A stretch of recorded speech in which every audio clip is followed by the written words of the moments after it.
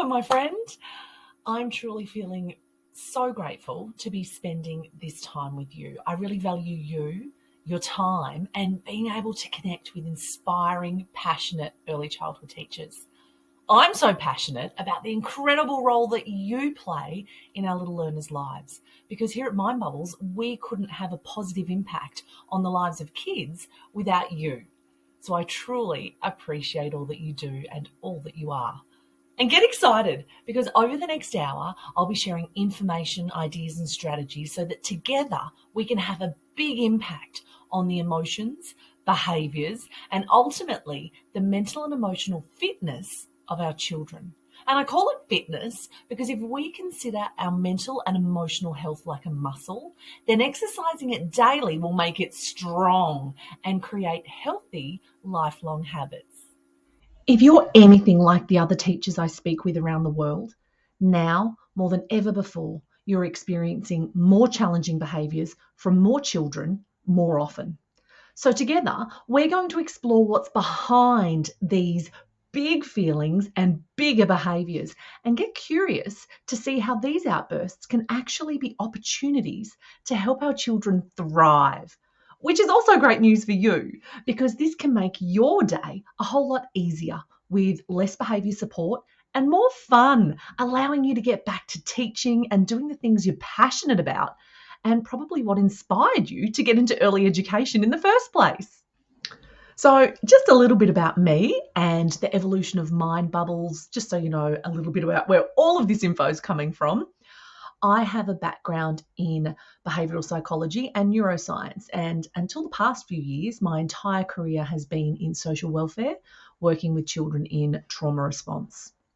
I've worked and lived in many remote pockets of the country, Australia, if you haven't already guessed by my accent, and lived in many Aboriginal and Torres Strait Islander communities, including so many years in the Torres Strait and also the East Kimberley in Western Australia. And as you can see, there's a few extra fun facts here about me, and oh my goodness, that's way too many pictures of me all in one place, but wow, I am loving the adventure. Over the years, I have seen the most horrific things inflicted upon the most innocent and precious of little people. Babies that have been sexually abused, 6-year-olds with eating disorders, toddlers wandering the street scavenging for food. And there's one particular moment that will be with me forever, when an 8-year-old hung himself in a tree. And that was the moment when I wanted to make real change, because as a society, I felt we were failing these kids. When a little child even knows about suicide, let alone considers it as an option, as the only way out. These kids are at the heart of Mind Bubbles, and I now openly share their stories, and I know it makes people feel sad, uncomfortable, sick to the stomach. Good.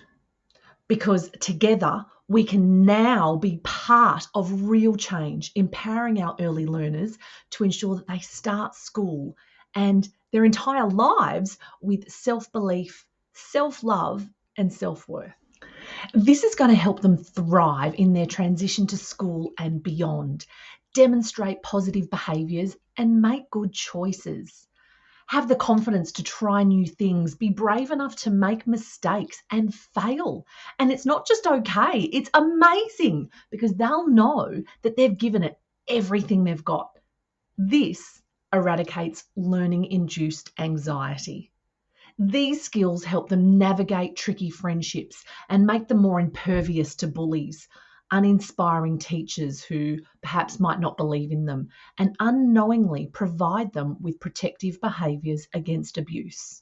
They will know that their voice and feelings matter. They matter. And they're far more likely to speak up and keep speaking out until they've been seen and heard. You'll be helping them build a toolkit for life so they know how to respond and can cope with mental and emotional challenges in a healthy way. For some kids, this will protect them. For others, it just might save their life. We're going to get curious now about an early learner's brain. Now, I'm sure you've all heard about the emotion behind the behaviour, but it's our brain that's responsible for behavioural and emotional responses. So, when we have a greater understanding about a developing brain and the challenges it creates, it just might inspire a different response to big feelings and behaviours. Yep, even the headache inducing ones. This isn't about strategies to manage behaviour, get children on the mat, or engage them in story time. That's your genius zone as an early childhood teaching superstar. What I'm going to do is help you strengthen growing adaptive brains that influence their capacity for attention and concentration, sitting still, following instructions, regulating big feelings, and so much more. Now, I don't want you to think that you need to remember all of these facts. They just help create a very basic, bigger picture of what's actually happening behind the behaviours and why we do what we do. As you'd well know, preschool years are at the centre of what is known as a critical period for brain development. And this is just one of the reasons why early education is so important, but I don't have to convince you of that, I'm most certain. Our kids' brains are developing from the bottom up, just like a house. So let's start at the bottom and build a solid foundation. The hindbrain is the survival part of the brain. It contributes to controlling automatic responses like breathing, heart rate, and digestion. Lucky we don't have to think about that kind of stuff, hey? It also contributes to controlling the instinctive survival responses of what I'm sure you've heard: fight, flight, freeze, and fawn. So when your kids are experiencing big feelings and are in this part of the brain, there is no connection, none whatsoever, to the thinking brain. No ability to make good choices. I've been trying to think of an example to share with you of a situation where a child has been consciously naughty, but I couldn't. Yes, the action or the behaviour when they're in survival mode might be far from ideal. Friends get bitten, blocks get thrown, there's yelling, crying, screaming, artwork and games are destroyed. You've probably heard a definite no. I'm sure your list could go on and on. But let's rebrand this. Rather than being naughty, let's consider this just for a second as a stress response or even trauma response. Their brain warrior, the amygdala, senses a threat, something that feels like danger, and activates an automatic stress response. Yay! This means their brain is amazing and doing its job because its top priority is to keep you safe. But notice how I said feels like danger. To your preschooler's brain, an unkind comment, missing mum, or a new kiddie room or teacher can feel like danger. This initiates a physiological stress response, automatically flooding them with cortisol and adrenaline. It can't tell the difference between not being able to have your favourite bike and being chased by a saber-toothed tiger. Right now, they are overwhelmed by the intensity of big feelings. It feels awful and is certainly not by choice or something they can control. So if emotions are physical responses, how could we possibly talk or think our way out of them? We can't. So if you're trying to teach or reason with them in this moment, you're talking to a part of the brain that isn't even functioning.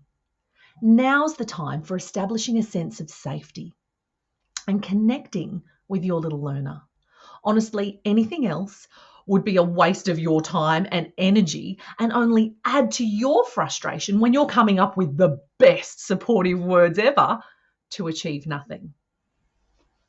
Okay, brain architects, let's move up to the second story in our brain house, the midbrain. The limbic system is the feeling part of the brain and contributes to behavioural responses, processing emotions, and motivation. The midbrain is like a staircase connecting the hind survival part of the brain, which we've just explored, with the forebrain or the thinking brain. When this feeling part of the brain is activated, there's less connection to the thinking part of the brain. Little learners pretty much live in their feeling brain. Emotions take them by surprise and do so often. This stress response from big feelings moves them closer to their survival brain. So now's the time to connect with your little learner and assist with co-regulation and nurturing those big feelings and helping them feel seen and heard and safe. Now we're at the fancy schmancy penthouse at the top of our brain house, the prefrontal cortex, the thinking part of the brain. The forebrain is responsible for so many cognitive functions and information processing, contributing to emotional control, mood and behaviour, problem solving, and verbal communication. When regulated, your child's forebrain is activated, and that's when they're ready to engage and learn. So, through creating safety, connection, and co regulation, you're helping your kids get back to their thinking brain to be able to learn, make great choices, and demonstrate pro social behaviours. I've broken it down to 3 structures to create an understanding, but they certainly don't function independently of one another.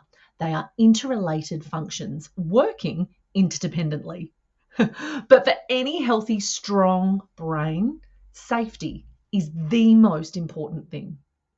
When the brain shifts from feeling safe to unsafe, the fight or flight response is activated.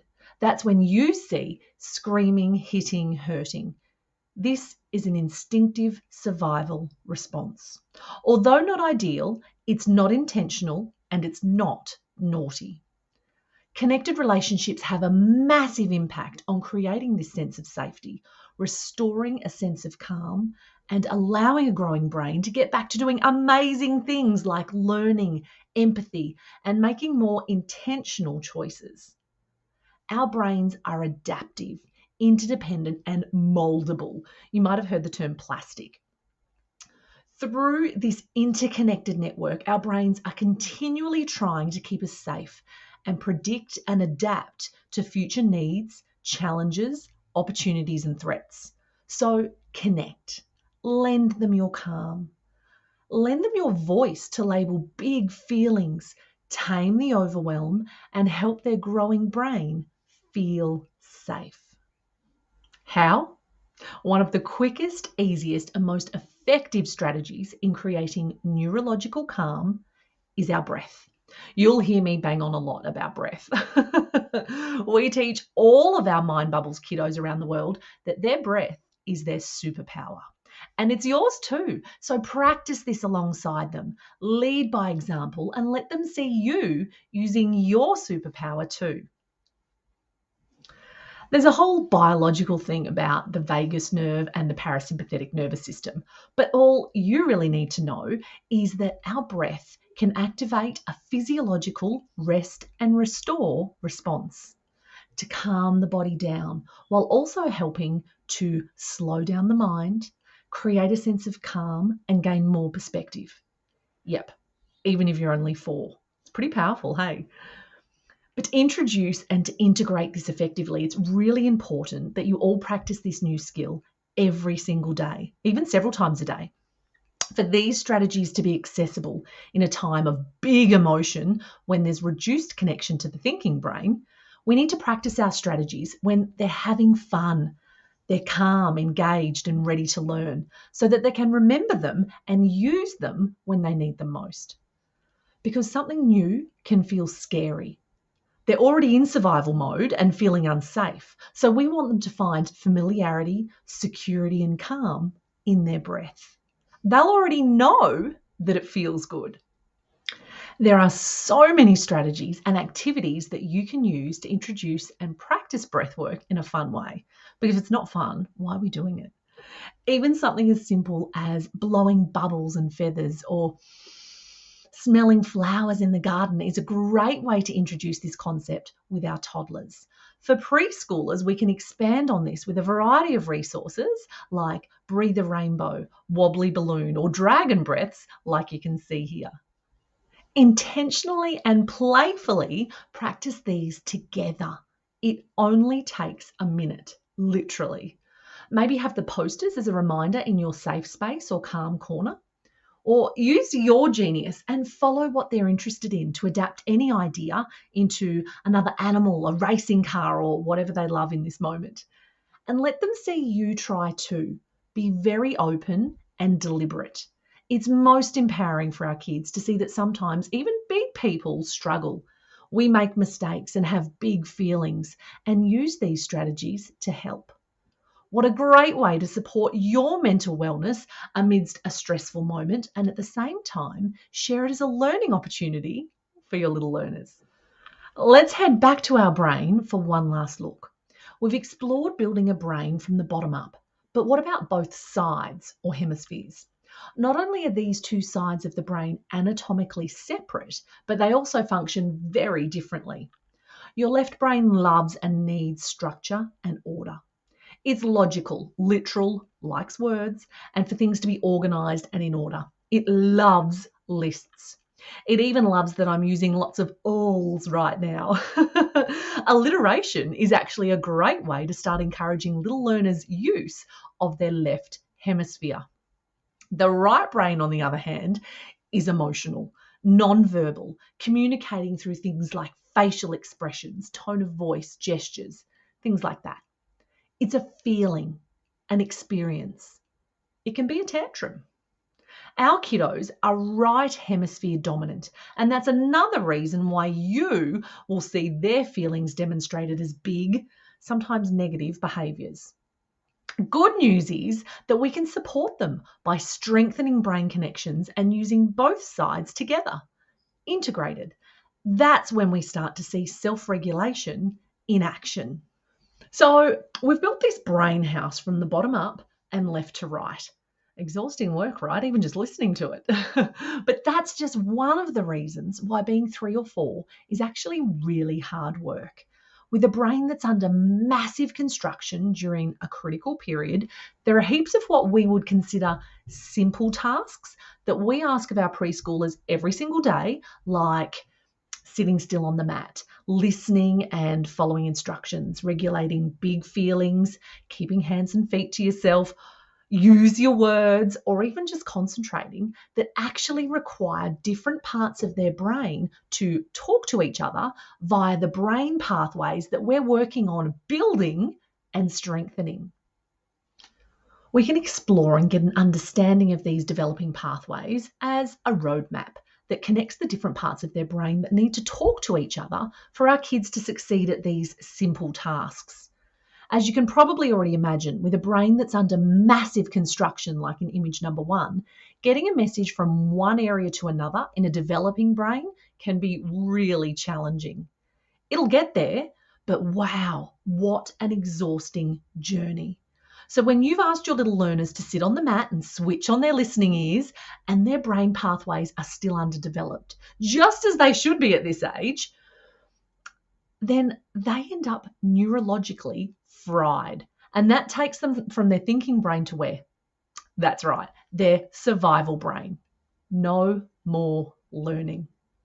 That's when you see fidgety fingers, wiggly bottoms, lack of concentration, inability to follow instructions, or even tantrums, avoidance, aggression, so much more.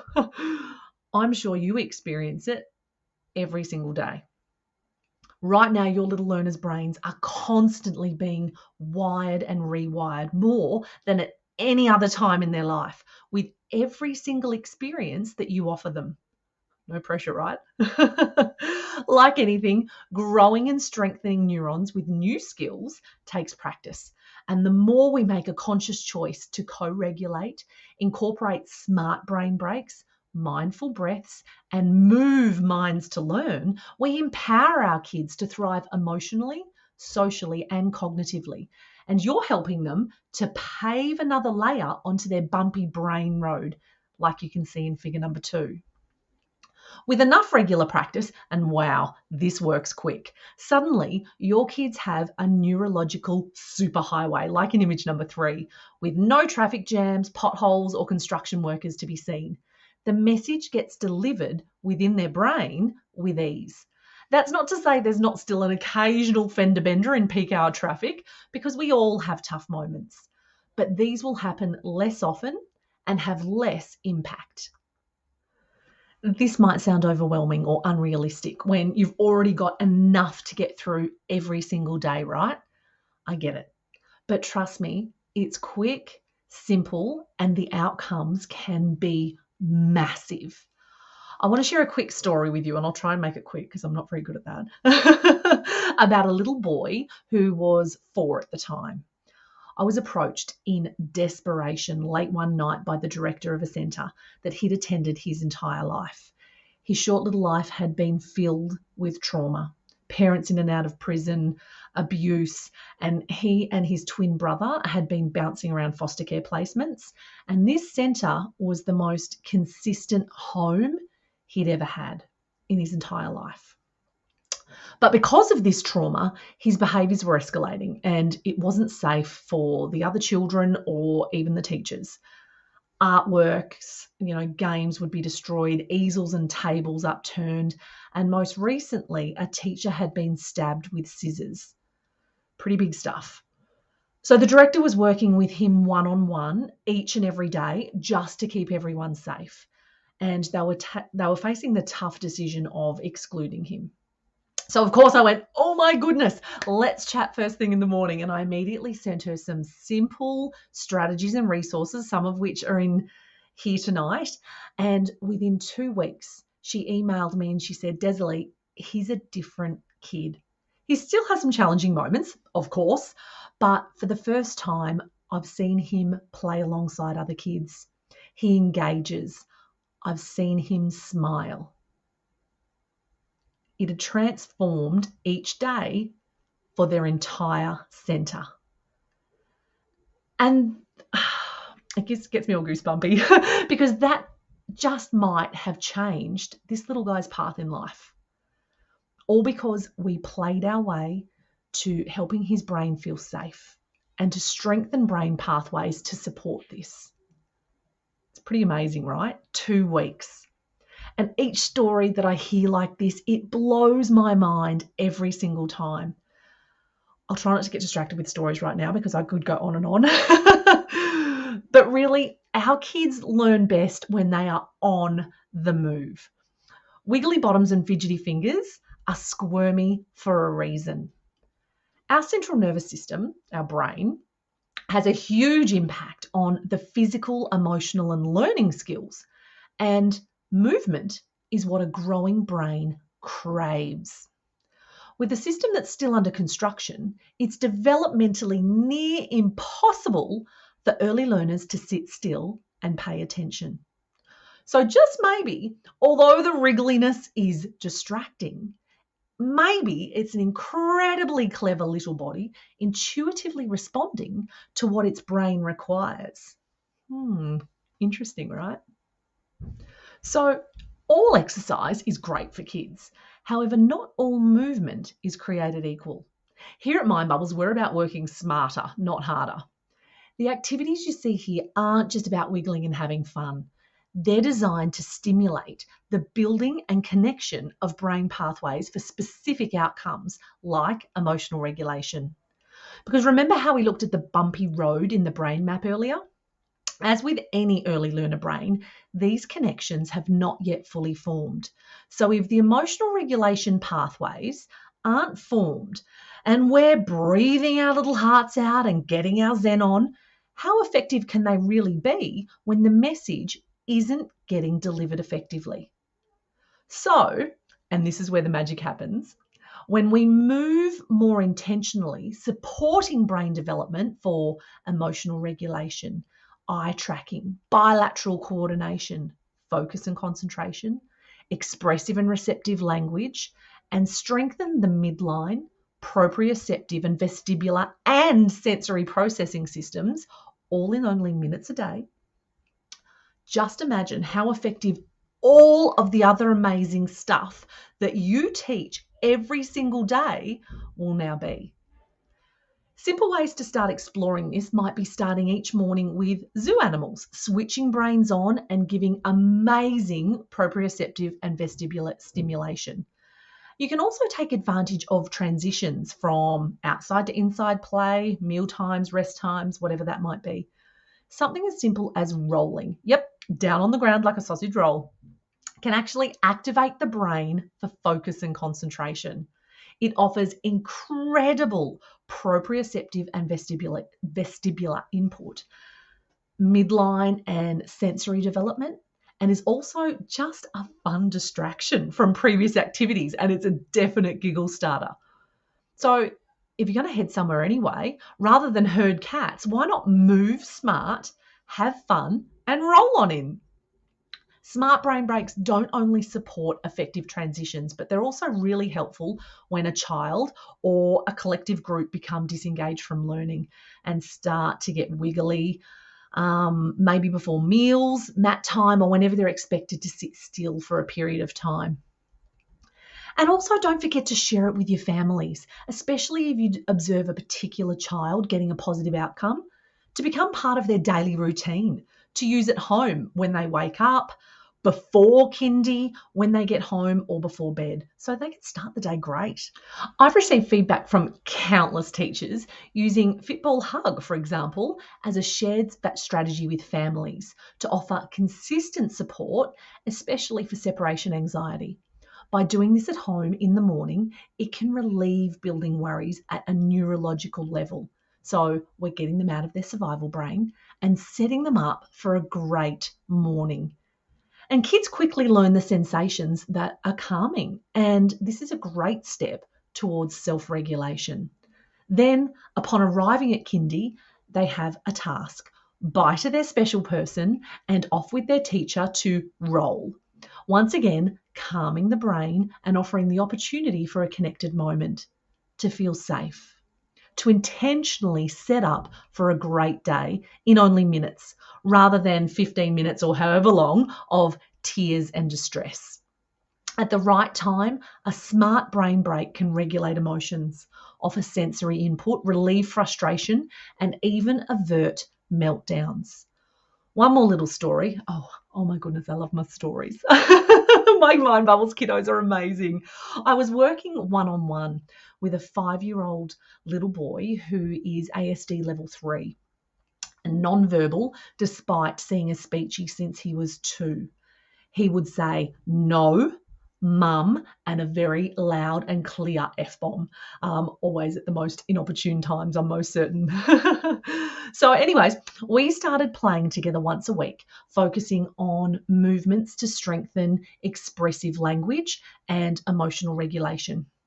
Now, within 6 sessions, he came up to me and he plonked himself in my lap and he put his little hands on my face and said, "Desalie, you're my best friend," which was the longest sentence he'd ever said. Clearly, I was crying. I was a mess by this stage, as was his mum. And his speechy had been asking what on earth had been happening. I didn't teach him to speak. She's the expert there. I helped strengthen the brain pathways so that the messages were being delivered. And furthermore, he went from about 4 40-minute meltdowns a day to about 1 every other day, all by being consistent and proactive with strategies and implementing also reactive strategies at the right moment to create safety and avert meltdowns before they even begin. So play your way through a 2-minute activity or endure a 40-minute meltdown. I know what I'd choose. So keep a collection of fun ideas handy, and it can be as simple as choosing 1 or 2 movements from your zoo animals or your proprioception guide. And like we've explored, Fitball Hug or Cookie Dough as an individual moment for calm. But be warned, because while a Fitball from Kmart or wherever, whatever it might be, will be the best $8 you've ever spent, these activities are amazing and everyone will want to go. So you just might find yourself there for quite a while. But, make sure you get a turn too. Okay, so we've had Brain 101. And we've explored what's going on behind the behaviours and emotions. We've learned that the thinking brain is where it's at, right? This is where our little learners develop cognitive skills, emotional regulation, and behaviour control. This is where they make good decisions. They feel calm, they feel safe, they're ready to learn. But young children live mostly in their feeling brain. They feel wobbly. So often I hear from amazing, frustrated teachers about their little learners with big emotions that are shared as challenging behaviours. I'm not denying it's tough. But here's the thing, emotional regulation isn't instinctive, it's learned. Self regulation only begins to emerge around 4 to 5 years.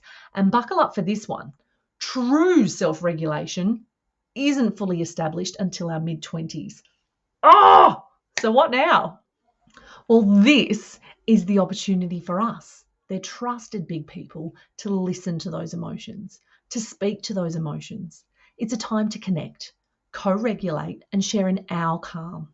Share healthy coping strategies.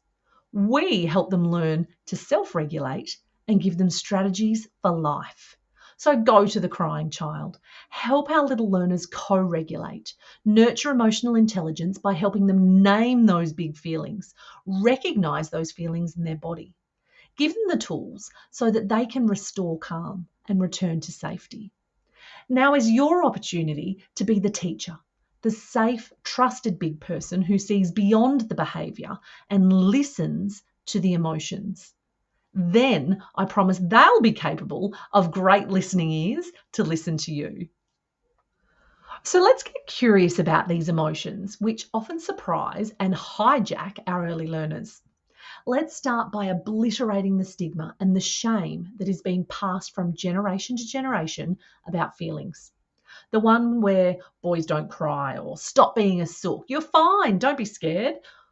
The one that creates people-pleasing adults who say yes when they mean no, where they betray themselves to please others, when they smile and say, I'm fine. Any of this sound familiar? Yep. So right now, let's commit to being the change and breaking this toxic cycle. There are no bad emotions. There are no bad emotions. They all have an incredibly important purpose, as you can see here. But let's explore the main baddie, anger. Maybe think about anger as a tool that helps us consider and respond to upsetting social situations. For you, it might be speaking out against a racist or sexist joke. For our children, it could be when someone has taken your shovel in the sandpit. The problem isn't the anger. The emotion isn't bad. In fact, it's amazing because anger helps you to stand up against injustice and overcome problems. But it certainly might be a yucky feeling. And it's what we do with that feeling that can become a problem. Mean words, hurting hands, you know it all. Or let's take a quick look at fear. Fearful or anxious brains are so clever. And be sure to tell your kiddos that.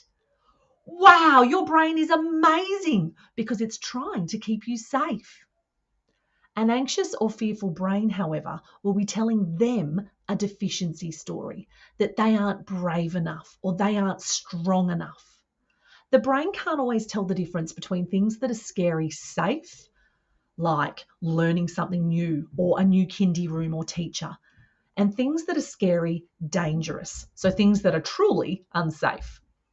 Sometimes they'll believe these lies that fear is telling them, and they'll hold themselves back from doing brave, hard things. And this is where anxiety gets in the way.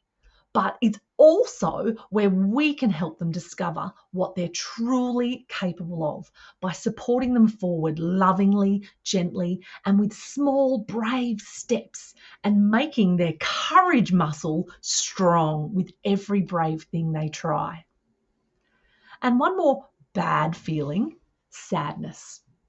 Interestingly, there are actually different types of tears. I found this fascinating.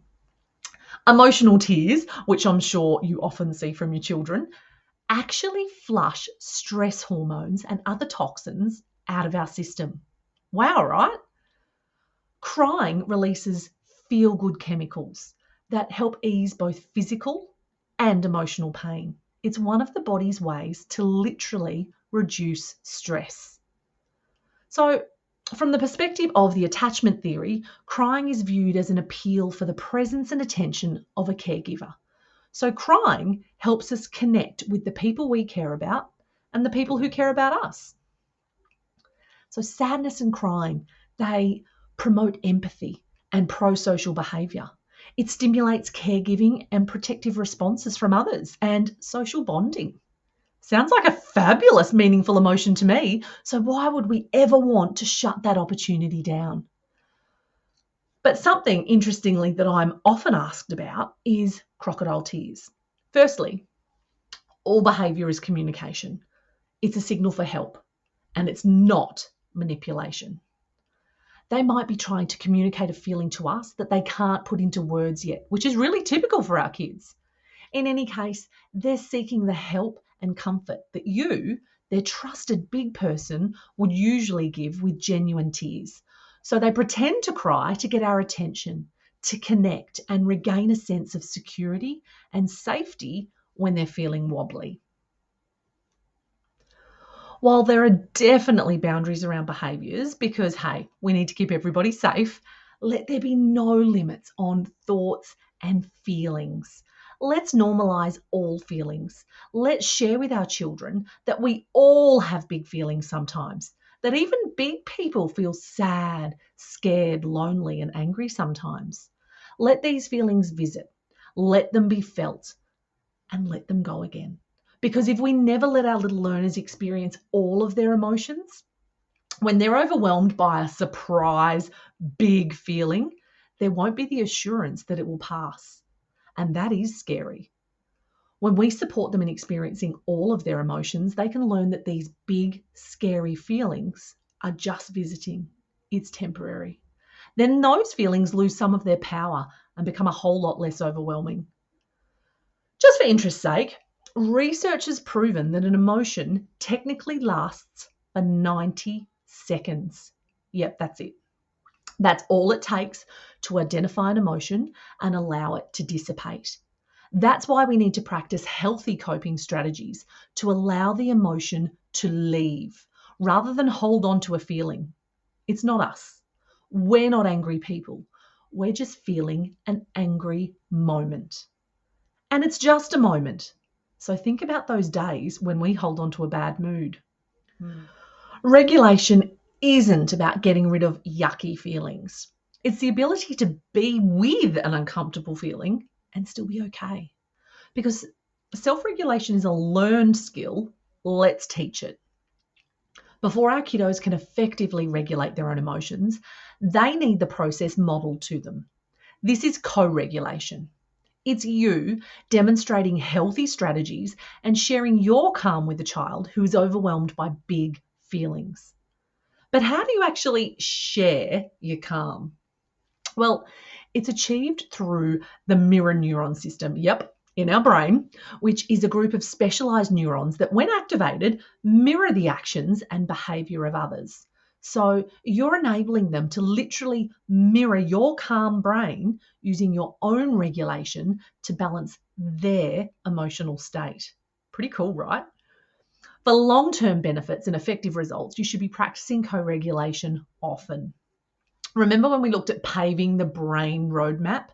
Regular co-regulation will effectively rewire the brain so that over time, things that were once triggering or set off alarms for our survival brain no longer have the same effect and happen less often. That's when you start to see self-regulation in action. So helping our little learners co-regulate doesn't stunt their emotional resilience. In fact, quite the opposite. So that's all good and well, but I know so many of you are understandably exhausted, stressed, and burnt out. Although deep down we all want to feel peaceful and calm, the reality is that early childhood education is hard and it brings up hard emotions.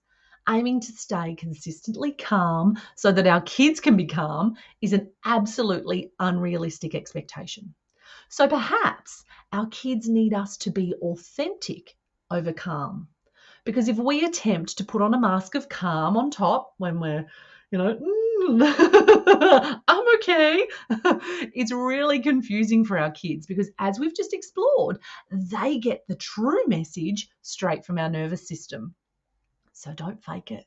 Now, I'm not suggesting you lose your bundle and throw an adult tanty, but let your kids see you and how you handle it, how you get through it, how you rest, how you ask for help, how you regulate. Embrace your emotions too. When we feel safe with all of our emotions, then we find ourselves feeling authentically safe and grounded. To feel emotions as they arise and demonstrate how big people use these healthy coping strategies too.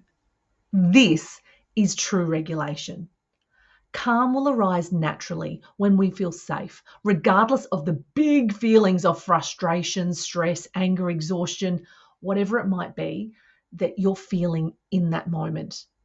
Oh, and the guilt for feeling what we sometimes feel we shouldn't be feeling. It's okay to feel that way. Let it go. So here we are with an outburst of big feelings. First, take just a moment to check in with your own emotions. Remember, our nervous systems can't fake it, so it's helpful to first regulate your own stress response.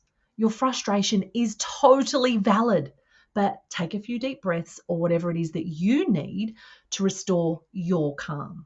Remember, big feelings are a sign of a nervous system in distress. Before anything, that vulnerable nervous system needs to be brought back to safety. The way we respond can open them up to our influence or shut them down. It can expand the fight and disconnection, or it can shrink it. If we want them to be open to our influence, we first need to reassure their survival brain by sending the message that we aren't a threat. This will happen most powerfully with relationships and connection. Be conscious of your actions rather than worrying about getting the words right. Non-verbal communication like your body posture, vocal tone, and facial expressions all contribute to responding with warmth and empathy. It will signal to their brain that there is no danger, so it can stop sending out that alarm and the stress response can ease. Maybe just connect, hold space, breathe, and just be. If they want space, that's okay too. Give them space, but stay in emotional proximity. Okay, I'm just going to stay over here. I'm right here if you need me. Meeting a child's feelings or tears with shame, ridicule, or punishment will only put their nervous system under greater stress and their brain in a more reactive state, meaning that they'll remain in a heightened state and be more likely to become upset or triggered again. They need to feel safe. This is a primal need. We're wired to fight or flee anything that presents itself as a threat. And shame, punishment, judgment, exclusion, humiliation, that all counts as a threat, even if it comes with loads of love or good intent. When kids' emotions are high, their logic and language is low. So that's why at first your words aren't effective, no matter how good they are. But now we've connected and co-regulated. Now is when you can validate their feelings or the need behind their behaviour and explore emotional literacy, helping them label their emotion. We're now starting to re-engage their thinking brain, and by naming the feeling, we're getting a sense of power over what can feel surprising and scary.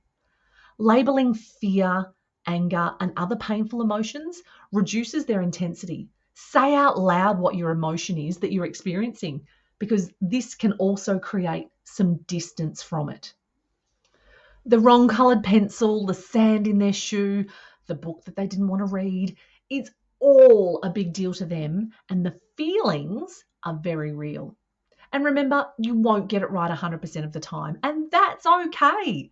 We're all still learning and doing the best we can with the resources that we have. Regulating our emotions is a learned skill and takes practice. And even as adults, we don't always get it right. So practice, practice, practice doesn't make perfect, because there's no such thing, but does make big progress. These playful practices take only minutes each day and are vital if we have any hope in sharing these strategies in a moment of big overwhelm. So now let's explore some of these strategies that will have a big impact in proactively supporting our children on their journey towards emotional regulation, and perhaps us unlearning some of the things that we've been holding on to since we were little. Because when we know better, we can do better, and not just for our kids. You deserve it for you. Before our kids can learn how to regulate emotions, they first need to recognize that a feeling has come to visit within their body. The first clue to big emotions might be physical feelings or body clues, and recognizing these clues gives them time to figure out a helpful strategy before that big feeling hijacks their brain. This is interoception in action. Interoception is an awareness of sensations inside your body. It could be physical sensations like noticing your heart beating really fast, a hungry tummy, or deep breaths, or a full bladder and knowing it's time to do a wee. Research is consistently telling us that classrooms where interoception is being taught have witnessed decreasing behavioural challenges because children can start to identify a mood change and self-regulate. So have fun exploring and strengthening interoceptive senses by emotion body clues, like you can see here with our body buddy. If you're happy and you know it, and make up various actions for different emotions. Yoga and breathing, feeling their lungs expand, their tummies rise and fall, or their feet pressing into the ground. Temperature, feeling hot and cold things, when to wear a coat, etc. Proprioceptive movement activities, which help support body awareness. And of course, the Mind Bubbles podcast, where in each episode we explore a different emotion, our super breath, body clues, and so much more. Emotional literacy, learning to identify their own emotions and how to respond to the feelings of others, is a core part of our preschoolers' social development and is another step towards self-regulation. New words lead to new thoughts, new behaviours, and new emotions, empowering them to use words to share their feelings and needs. There are so many SEL strategies that invite feelings of curiosity, fun, and love of learning while generating thoughts and words around big feelings. Maybe you can use emotion play mats with paint, loose parts, Play-Doh, nature, whatever, to make different emotional faces. Play matching emotion card games, social stories, become detectives and explore feelings behind feelings with new words for different feelings. Self-portraits in mirrors or friends' faces through the window and drawing them. An important aspect that I just wanted to make note of for fostering empathy is to ensure that you're including some real faces with real emotions, not just cartoon images. Remember before when we were exploring the awesomeness of mirror neurons? Well, seeing real emotional faces can activate them and actually start to foster empathy. Pretty cool, hey? Now, we've kind of come full circle. I've said it enough that little brains that are under massive construction are behind all behaviours and emotions. So playing your way to connecting and strengthening brain pathways from top and bottom parts of the brain is going to help your little adventurers with emotional grounding, challenging behaviours, and also organisation. Sounds like a win-win, hey? Before the top-bottom brain is integrated and functioning to capacity, allowing them to self-regulate, you might notice that your kids' hands and feet don't work well together. They may even appear pretty clumsy. And it's not only hands and feet. Their hands might not work well with their eyes either. Can you even begin to imagine how much more challenging learning to read and write would be with poor hand-eye coordination? Considering this, it's easy to see how our top-bottom brain strengthening is not only for higher learning development, but has significant impact on positive behaviour and emotional regulation. Remember, while these brain pathways are still bumpy roads with potholes and hazards, although you could be so zen and practicing your breath work till you're blue in the face, it's difficult for the message to get delivered. But by including some smart moves each week, you're going to pave that road and strengthen brain pathways. And it's as simple as crossing the transverse line. As you can see here, the transverse line is an imaginary horizontal line dividing your body into an upper section and a lower section. So simply playing head, shoulders, knees and toes, or Simon Says and getting little heads down low is all it can take. As you'd be well aware, all children will develop at a different pace and all will struggle with self-regulation until they strengthen the skills. Regardless of age or stage of development, though, there are a whole lot of opportunities to strengthen the capacity for connection and regulation, all while having a whole lot of fun. Have you found yourself nodding along with the behaviours we've discussed, like more challenging behaviours from more kids than ever before? Separation anxiety, OCD, tantrums, meltdowns, more one-on-one time just to keep everybody safe. Big feelings, outbursts, yelling, hurt friends or hurt you. Or even just limited attention and engagement, wiggly bottoms and fidgety fingers, broken listening ears, or an inability to follow instructions and the increasing challenge to reach learning outcomes.